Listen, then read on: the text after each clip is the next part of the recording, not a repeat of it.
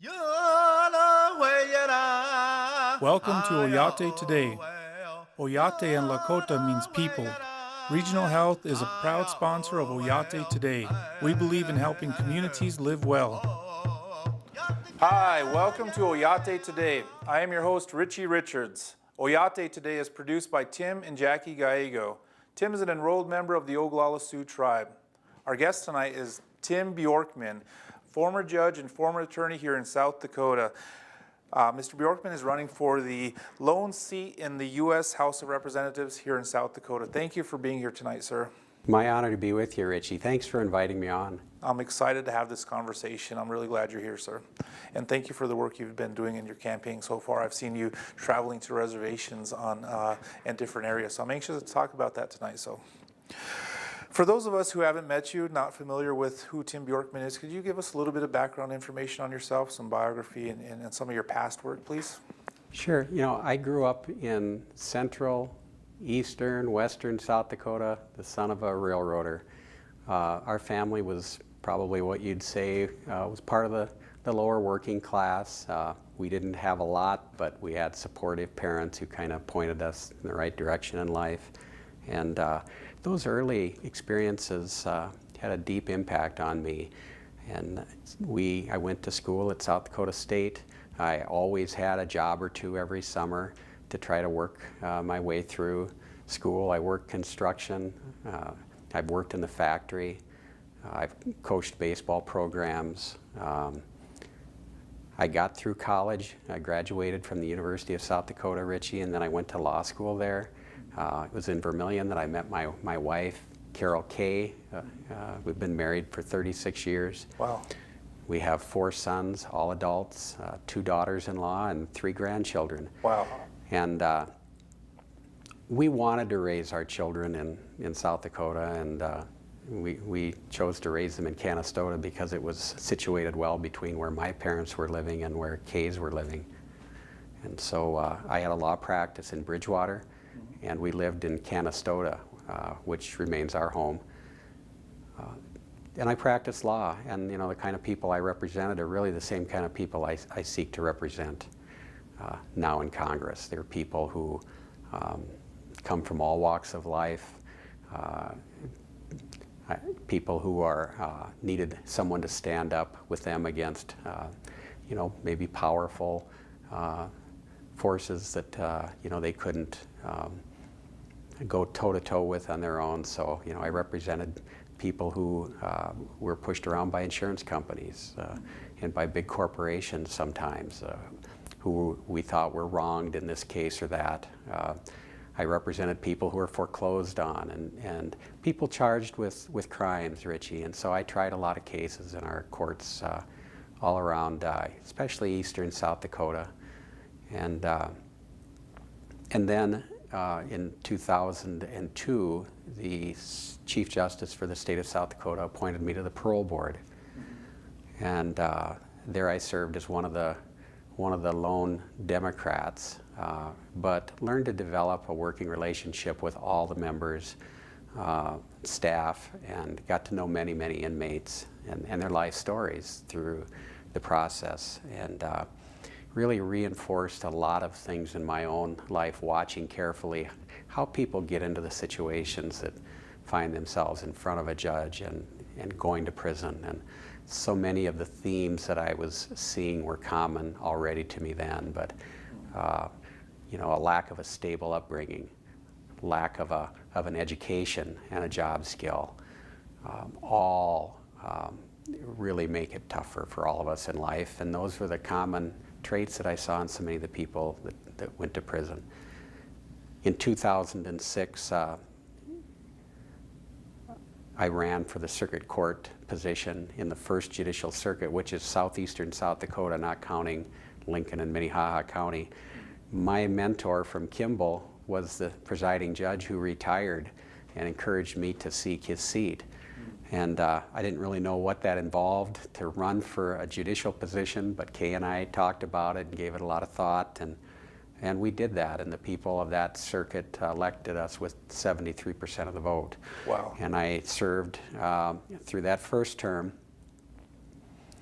and and then started a murder trial the first day of the next term. So I served into that, and might still be there, but for the strong sense that so many of the problems we see in the court system call for solutions that Congress, for whatever reason, isn't addressing.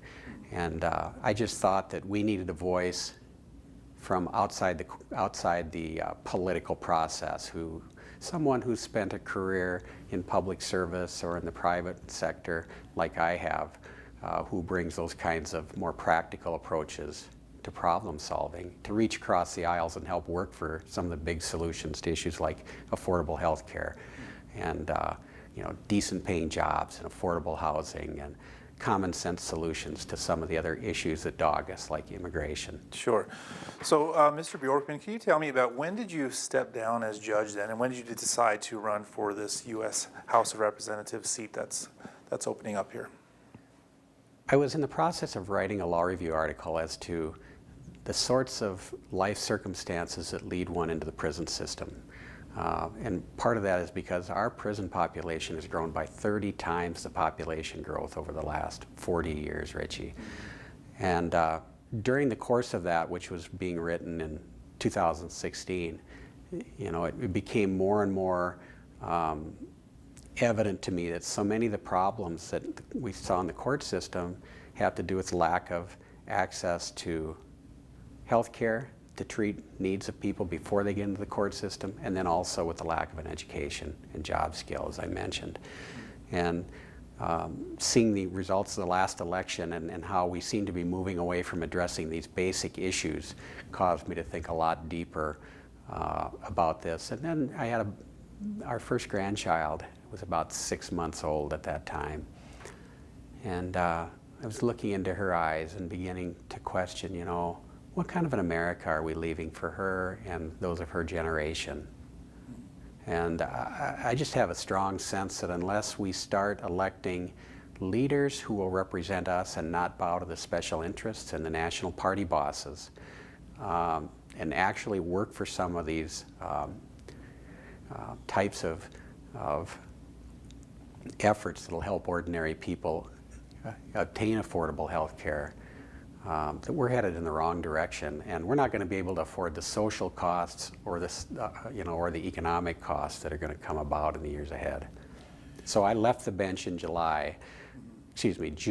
of 2017, and I took about a month just to really make sure that this was the right thing and what I was called to do. And so in July last year, I announced my decision to run for Congress. I bet that was something to take that step, take that plunge, basically. Yeah, we had no political connections in either political party, and no mailing lists. No one was asking us to run. People who knew me really didn't even know what political party I belonged to, and I kind of like that. I think as a judge, it's great training for something like service in Congress, where you're focused all the time on doing what is right, what's in the best interests, in this case, of the people in your district, in your state, and not so much, what might be a political consideration one way or the other. And so it gives me a great sense of freedom not to be encumbered really so much by any rigid national party line or any special interests, because I think those forces are doing more to harm our democratic process than to help it. And so, affordable health care, for example, one of the big problems that I think most all of us acknowledge is that the reason we pay so much for it, twice what the rest of the developed nations pay, is because of the impact of big pharmaceutical companies, big insurance companies, and others who are controlling too much of our legislation in Washington. And so I run to try to beat back some of the power of the special interests and work for common sense reforms. And you can't do that if you take special interest money. And so I've made a decision I won't take any PAC money, any special interest money whatsoever, both during this campaign and then if the people choose to send me to Washington. It's really interesting that despite your years of service and public service as an attorney and as a judge, that you're coming into this campaign almost on a grassroots level, starting off with those very basic fundamentals of putting a campaign together. So that's admirable, and we'll talk a little bit more about that when we get back from our break here, sir. We're going to have a break, and we'll be back with Tim Bjorkman after a word from our sponsors. It was after his third open heart surgery. Brady started crying and grabbing at his chest. We agreed to call 911 right away. And by the time we got him out to our vehicle, he was completely limp. He was slumped in Mom's arms, got some oxygen on him right away, and he started to come around. We were pretty scared that we might have to relocate. Buffalo Regional really wanted us to stay here and not have to move to a bigger city. They've proven to us that they'll be here for Brady.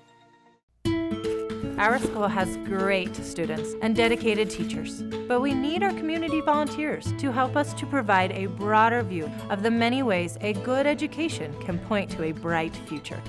Did someone say volunteer? Our team at Black Hills is here to help. In fact, we sponsor events and projects, and our employees volunteer for organizations throughout the Black Hills, including partnering with schools to help students learn more about life outside the classroom. Extracurricular, extra fun.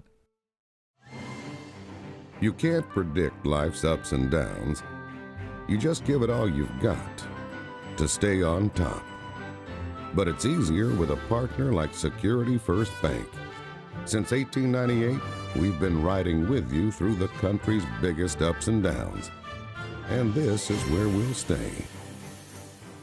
Security First Bank, a relationship you can count on. Member FDIC. Native Sun News has been voted the best weekly newspaper in its class for 2015 by the South Dakota and North Dakota Newspaper Associations. You can find a copy of the Native Sun News at many businesses and vending machines in Rapid City and the surrounding area, and on all 9 reservations. We publish every Wednesday, so advertisers and subscribers can reach our diverse readership by calling 605-721-1266. The Native Sun News covers the other side of the story. Hi, welcome back to Oyate Today. Once again, our guest tonight is Tim Bjorkman, former judge and attorney here in South Dakota, who's running for the lone U.S. House of Representatives seat. Thank you once again for being here, sir. You're welcome. It's been a great discussion so far. Before the break, you had talked about access to health care, and that is a major concern in tribal territories as well as non-tribal territories here in South Dakota. Could you give me your views of that from both perspectives, basically? Yeah. You know, one of the things that's so striking, being on the bench for such a long time, Richie, is the powerful connection between the lack of access to health care and our poor workforce development and workforce participation. Because if you're not healthy, if you're struggling with mental health or addiction that so often involves mental health issues, you're not going to be productive. And the likelihood that that person struggling with addiction winds up in the court system is then astronomical. So we're not connecting the dots there either between the lack of access to health care and entry into the court system. And then lack of access to health care and our prison populations that I mentioned earlier have expanded so dramatically. So we need to take account as Americans, native, non-native, the powerful connections between lack of access to health care and a whole host of bad outcomes in life. Now, in much of South Dakota, the issues have to do with cost, and cost forecloses so many people from access to health care. In the Native community, it's a different issue, of course, and it has to do with how IHS is funded and how it administers health care. And there are 2 separate, I think, distinct problems. And as I've traveled around to the various reservations, conducted town halls and listened to people, I hear them crying out for reform in IHS to make sure that the treaty obligations that they're owed under the law are honored. And the basic problem is IHS is underfunded, Richie. You know, we were talking about the costs of health care in America today, which are around $10,000 for every person, man, woman, and child. IHS is funded at, I think, around $3,000 per person. So right away there's an inequity. But it gets beyond that because it has to do with, so much of how tribal health is provided through the IHS and how erratic it can be, how there can be long delays in getting referrals for emergency care, how there are, spotty service areas. We went through the shutdown of emergency rooms in the Pine Ridge and Rosebud recently, and saw the hardships that came about through that. And I just hear stories everywhere I go that are very troubling. In fact, we've started recording some of them and just keeping track of them so that I can play them back and be reminded of them. And as a citizen and as a judge, I'm also very troubled by access for natives to health care off reservation. I served in state court, of course, as a judge, and Davison County, occasionally in Brule County, and sometimes in Charles Mix County and others. There are some heavy native populations, and of course natives in our prison system, while there may be 8 or 9% of our state's population that's native, I think it's about a third of our prison population that's native. So it's a symptom that something is deeply wrong in our culture, and one of those problems is the lack of access to health care. Off the reservation, I would see it so often when I would, as part of a condition of probation, order someone to get health care who is native. And in Mitchell, South Dakota, there isn't an IHS facility. So if that person isn't Medicaid eligible because there was a child in that adult's home, the next option was IHS facility in Wagner, which is, 70, 80 miles away. And so often the person I was sentencing didn't even have a vehicle. So yeah.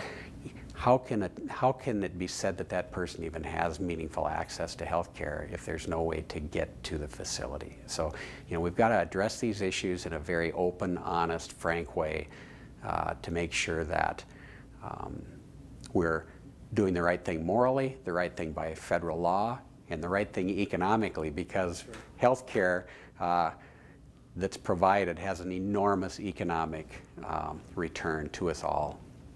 And the last thing I'll just say about it is we all get health care eventually in this country. It's just that it's distributed in ways that people who are shut out from health coverage meaningfully get theirs later and at much higher cost and with much lower outcomes. So the wise thing economically is to get that earlier on. Definitely. Good health care is distributed unevenly and unfairly in our state. So I agree with what you're saying on that. What are your observations as a judge then about how people end up in the court system in South Dakota? Obviously, we talked about health care and the lack of health care at an early age. How do you feel about that? That how are we having a population growth of 40 times that of the growth of the population of the state and inside the prisons? How is that? I like to think of it this way, that crime's biggest enemies are a stable home for a child to grow up in, an education, and a job skill. And when you take one of those three away, the likelihood that that person is going to be able to live a productive life and achieve what our Declaration of Independence promises and sets out as the basic human rights in this country go down. And so I have focused a lot about ensuring, that each child has a good start in life. And that includes not only a safe home, but to start school educationally and academically at about the same level as other kids. And what we find is that poor children in South Dakota, and a lot of them are native kids, have far, far lower graduation rates than well-off kids. In fact, South Dakota has the highest gap, Richie, between low-income kids graduating in high school compared to others in the nation. And so when we look at these three keys, stable home, education, and healthcare, you can see that two of them are really faltering. And then safe homes. You know, the lack of access to healthcare has so much to do with untreated mental illness and addiction, and children growing up in that kind of environment, we know, face exponentially greater harm. Sure. 3 in 4 of the children in this state, native and non-native, who suffer abuse do so at the hands of an untreated addict. So we owe it to these children to give them a fair shot at life, to make sure that the adults in their lives, whether they're native or non-native, have access to and get the kind of treatment they need so that they can be productive parents, create safe homes for the children, and allow those children to grow up and live a productive life and contribute to the economy and to the community. Sure.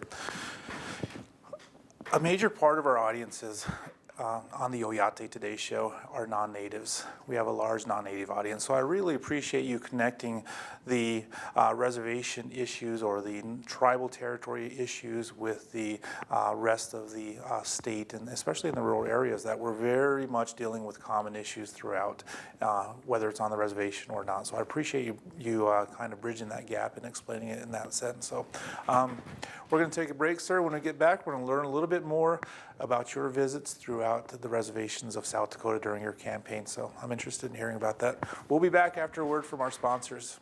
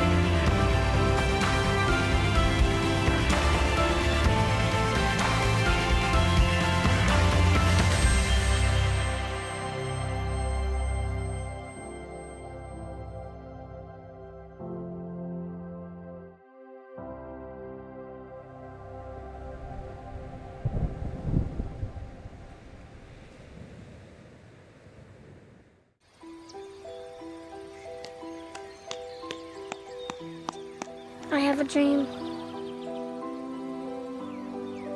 I want to be a soldier.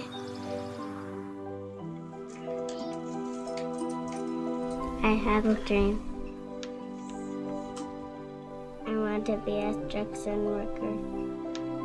You can help kids' dreams come true by donating to Rural America Initiative's Building Fund.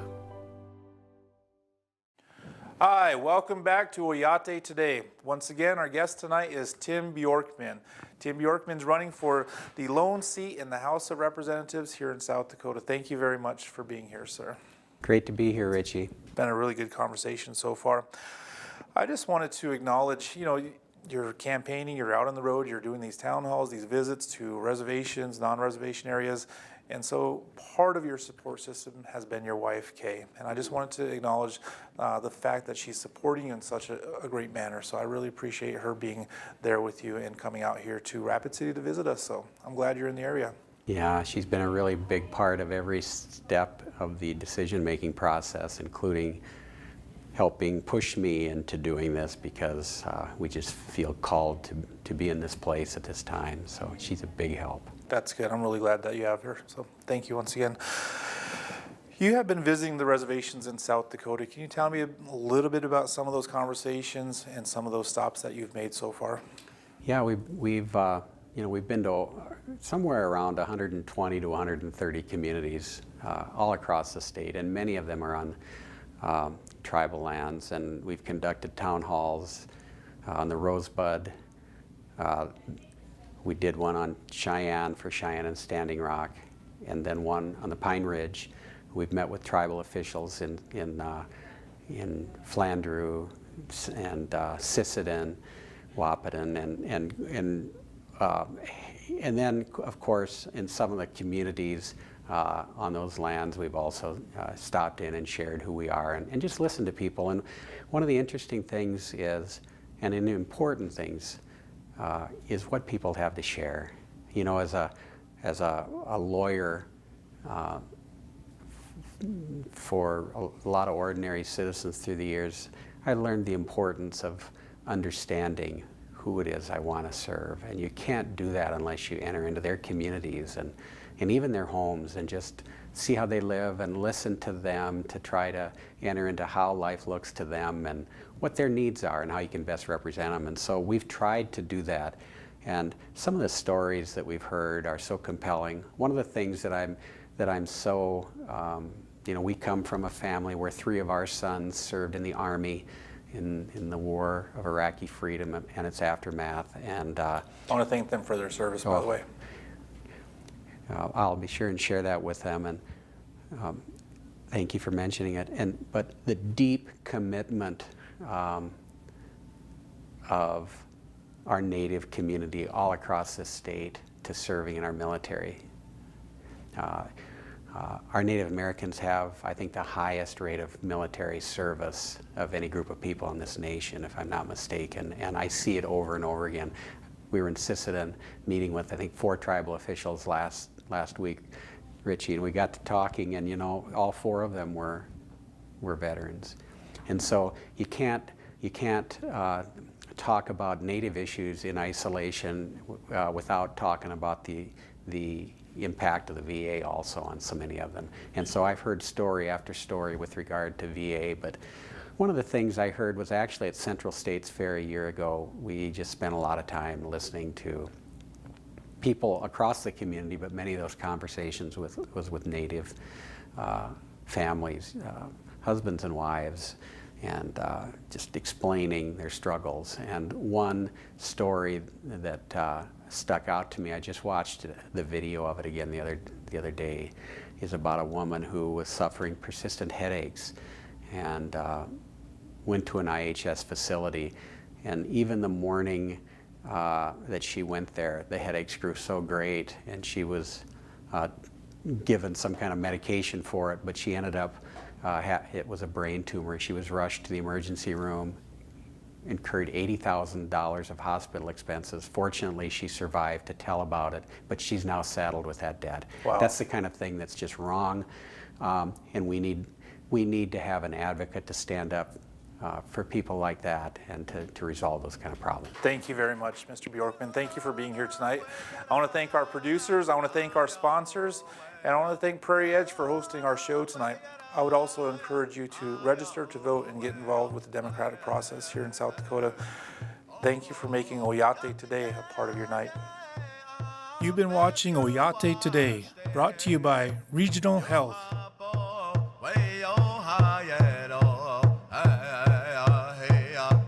Way, yeah.